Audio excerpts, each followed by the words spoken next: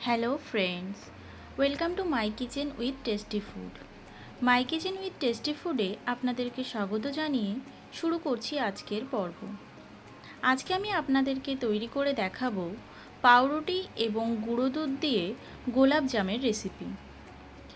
এই রেসিপিটি তৈরি করার জন্য শুধুমাত্র পাউরুটি এবং গুঁড়ো দুধ ও বেকিং পাউডার লাগবে। তো চলুন শুরু করা যাক। প্রথমেই এখানে পাউরুটির কণাগুলোকে কেটে বাদ দিয়ে দেব। এগুলো মিষ্টির ভিতরে ইউজ করলে মিষ্টিটা ভালোভাবে তৈরি করা যাবে না। পাউরুটিগুলোকে পিস পিস করে টুকরো করে নিয়ে মিক্সার গ্রাইন্ডারে দিয়ে দিচ্ছি। এইভাবে সমস্ত পাউরুটিগুলোকে আমি পিস পিস করে নেব এবং গুঁড়ো করে নেব। মিষ্টিটা তৈরি করার আগে একটা শিরা তৈরি করে নিচ্ছি। এখানে 1 কাপ পরিমাণ মতো চিনি নিয়ে নিয়েছি। দিয়ে দিচ্ছি 4টে এলাচ, দিয়ে দিচ্ছি 1 কাপ পরিমাণ মতো জল।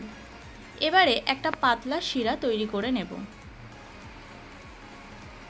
শিরাটা তৈরি হয়ে গেছে।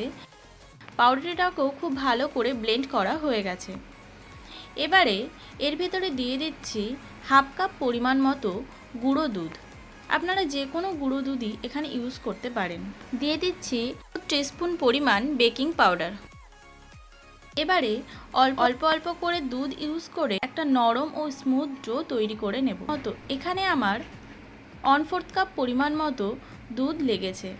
আপনারা যে কোয়ান্টিটিতে বানাবেন তার উপরে নির্ভর করে দুধটা ইউজ করবেন।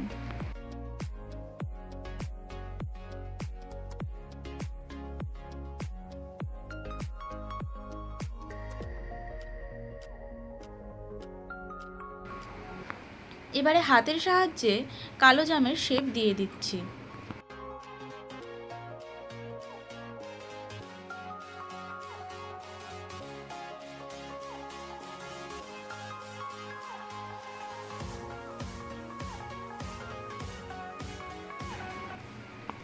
এখানে কড়াইতে গোলাপ জামগুলো ভাজার জন্য পর্যাপ্ত পরিমাণে তেল গরম করতে দিয়েছি।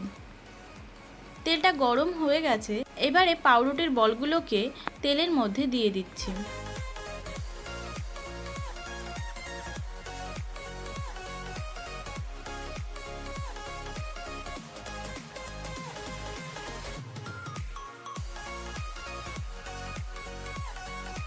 খুব ভালো করে গোল্ডেন ব্রাউন করে পাউরুটির বলগুলোকে ফ্রাই করে নিতে হবে।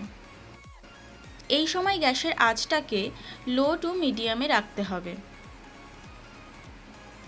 মোটামুটি 7 থেকে 8 মিনিট মতো ফ্রাই করে নেওয়ার পরে মিষ্টিটার কালার এরকম এসছে।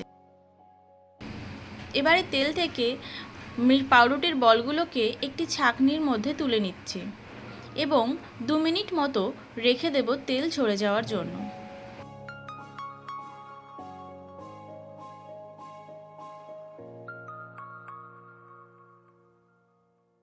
তেলটা খুব ভালোভাবে ঝরে গেছে।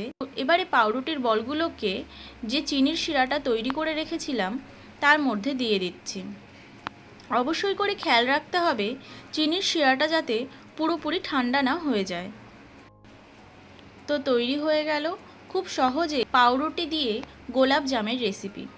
এইভাবে একবার বাড়িতে তৈরি করে দেখুন, আশা করছি ভালো লাগবে।